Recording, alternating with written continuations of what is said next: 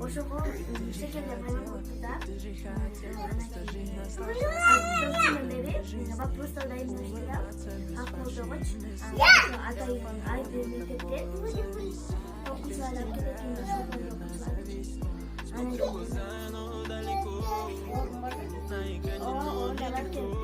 биринчи местага чыңгыз айтбатовдун китеби